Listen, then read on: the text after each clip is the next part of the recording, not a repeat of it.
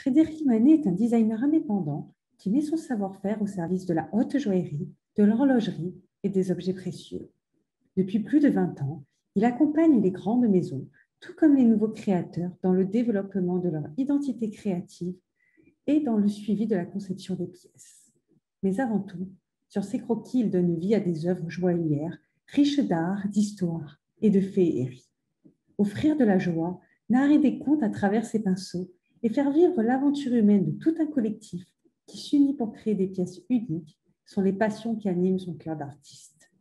Aujourd'hui, il invite Luxus Plus à découvrir son univers foisonnant et nous présente quelques-uns de ses projets. Du coup, Frédéric, est-ce que tu peux nous parler de ton travail et de ton parcours?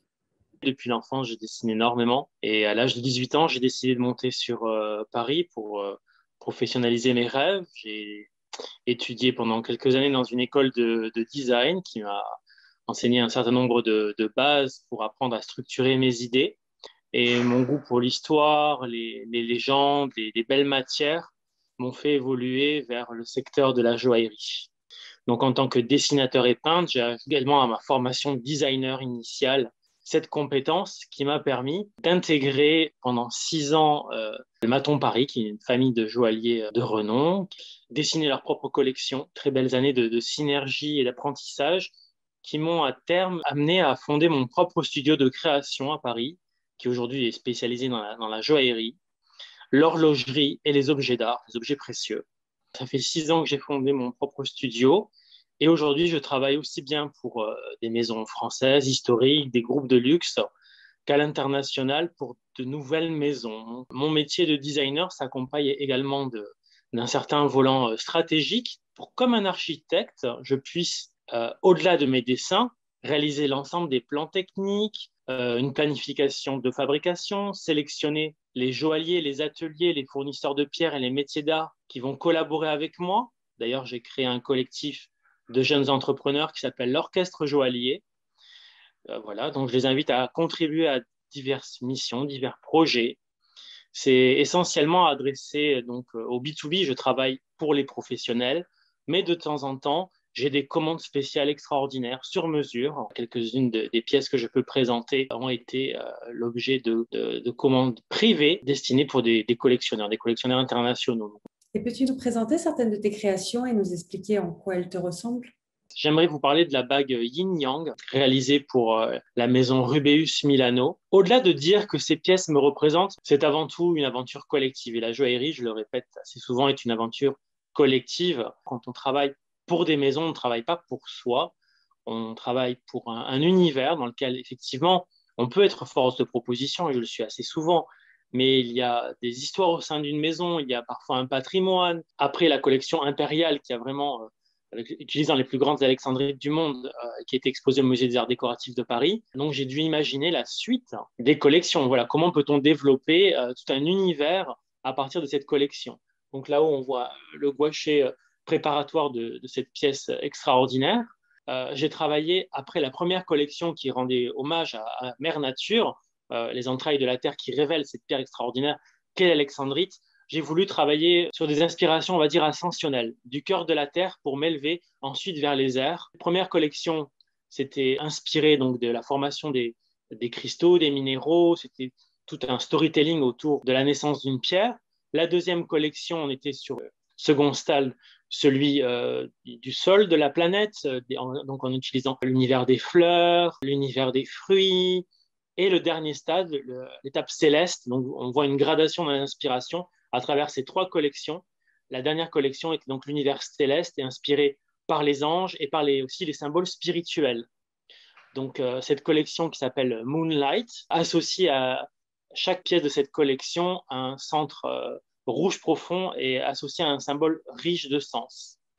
Et notamment des pierres taillées sur mesure. Celle que je vais vous présenter est une réalisation d'un grand maître lapidaire qui est considéré comme un champion du monde, dirons-nous, dans son domaine, qui est Victor Tousloukov, a imaginé une pierre qui est facetée d'une façon surprenante. Elle représente sur la table le symbole du yin-yang. J'ai créé autour de cette pierre rubélite rose intense des volutes, des dégradés de saphir rose, de diamants qui expriment cette fusion qui crée l'équilibre. Et en tant que tel, quelles sont tes techniques?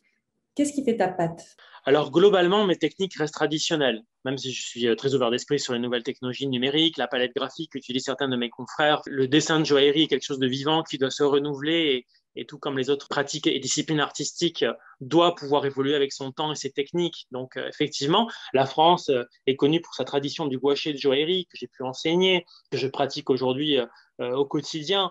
Mais il faut laisser la porte ouverte aux autres techniques, j'aime souvent le dire, voilà, décomplexer toute pratique artistique pour pouvoir représenter la joaillerie.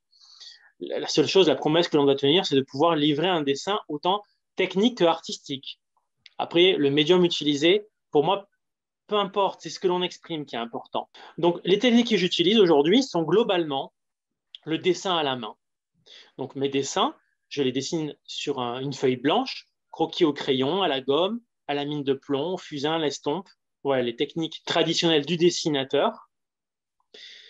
La deuxième étape, je les transpose sur du papier gris, un papier gris pâle, comme on voit ici. Voilà. Et ensuite, je les peins à la gouache et à l'aquarelle. Pour moi, mon dessin est mon identité.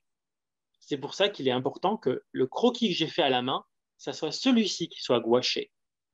Ensuite, je pratique le gouaché traditionnel de joaillerie en utilisant de la gouache, beaucoup d'aquarelle. Et je n'hésite pas à mélanger avec des feutres pinceaux. Vous verrez, souvent, mes dessins sont des couleurs sont extrêmement intenses. C'est ma palette. J'aime utiliser souvent des pierres assez saturées, des couleurs très vives. Donc, je rehausse avec ces feutres pinceaux et également de l'aquarelle, la gouache traditionnelle.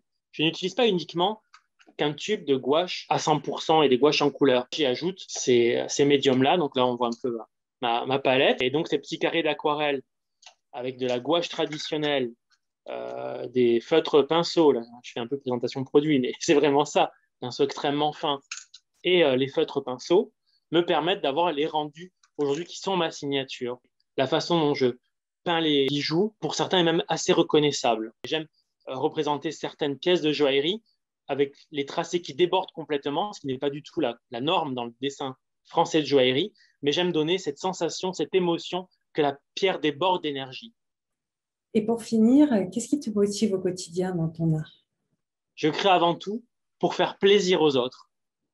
Et c'est en faisant plaisir aux autres que j'en tire une grande satisfaction, en plus de l'aventure collective et humaniste qu'il y a derrière la réalisation d'un bijou, de ses créations, pour mon cas, célébrer la joie de vivre, la beauté des créations de l'univers, le mouvement des astres, les légendes. Et il y a un message derrière tout ça. Mais avant tout, je laisse le spectateur, puisque c'est un spectacle que je délivre, se faire sa propre opinion, interprétation et appropriation. N'oublions pas, un bijou est un élément à porter au quotidien, une armure de séduction.